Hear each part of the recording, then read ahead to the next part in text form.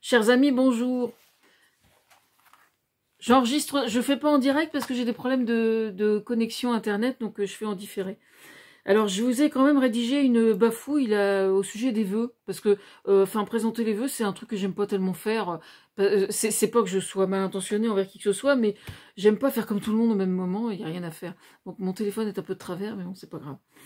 Alors, je vais vous lire ce que j'ai fait. Alors que le Covid n'a pas encore terminé de nous emmerder, j'en connais un qui veille toujours à occuper les esprits de façon plus que déplacée, qui ambitionne d'emmerder les antivax. Je veux parler de Macron, évidemment.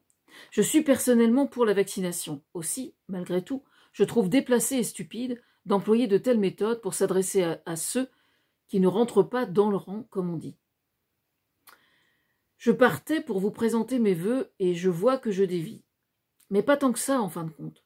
Je prends l'attitude de Macron face aux antivax comme une allusion à une chanson de Benabar qui s'appelle « Politiquement correct ». On pourrait tout aussi bien y voir une apologie des toilettes sèches, pour peu qu'il en ait déjà entendu parler, mais je ne vois pas pourquoi, je ne sais pas pourquoi c'est une lecture dont je soupçonne qu'elle soit aux antipodes de ses convictions. Savez-vous combien on use d'eau pour tirer la chasse d'eau quand vous allez aux toilettes? 10 litres. Ça vous parle, ça, non?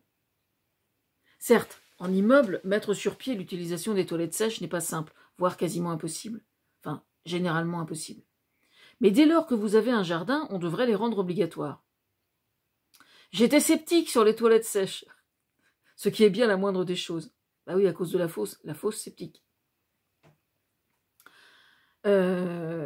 Oui. Puis, ayant eu l'occasion d'en utiliser, c'est vrai ça en plus, hein, j'étais dubitative, mais bon. Puis je suis tombée à un endroit où je ne pouvais pas faire autrement. Ayant eu l'occasion d'en utiliser, j'ai vu qu'il n'y avait aucune odeur. Depuis, je suis convaincue de leur nécessité pour économiser l'eau. Là, je reconnais que pour vous présenter mes vœux, je me retrouve devant un sacré dilemme.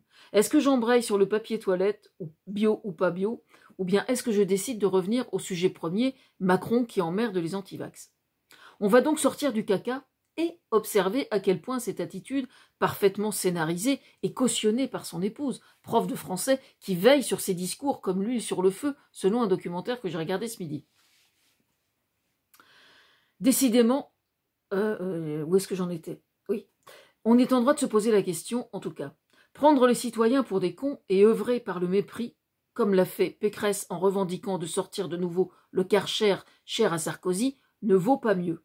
Décidément, force est de constater que la question que je me posais est toujours de mise. Existerait-il une forme d'humanisme de droite? Je répète. Existerait-il une forme d'humanisme de droite? Telle est la question.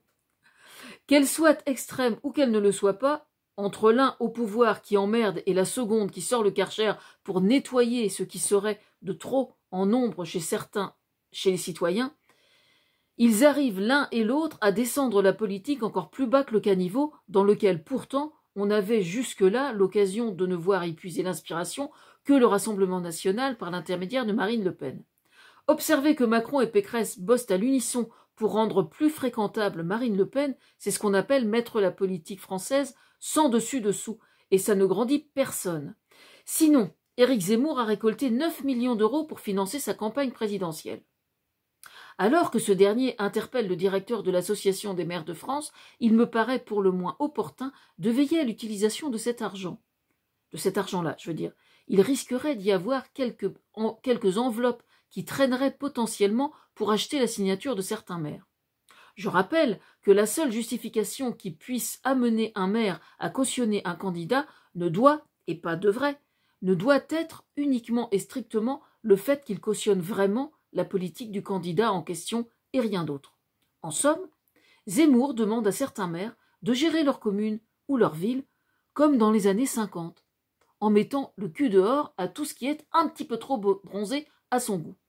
La seule et unique raison qui justifie qu'un politique s'arc-boute sur des valeurs aussi puantes et mensongères, parce que prétendre réécrire l'histoire comme le fait Poutine ou Zemmour, c'est bien de cela dont il est question, ne fait que masquer une indéniable incapacité à innover politiquement et chercher des voies nouvelles.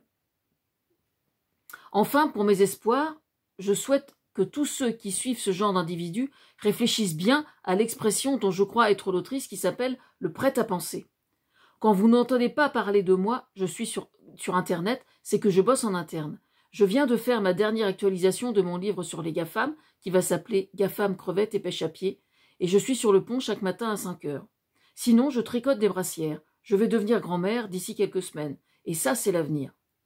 Alors, comme j'ai mis comme titre que je m'appelle Françoise et que j'emmerde Zemmour, eh bien à présent, nous sommes 4 générations de femmes à l'emmerder. Si ça n'est pas une forme d'espoir, qu'est-ce que c'est?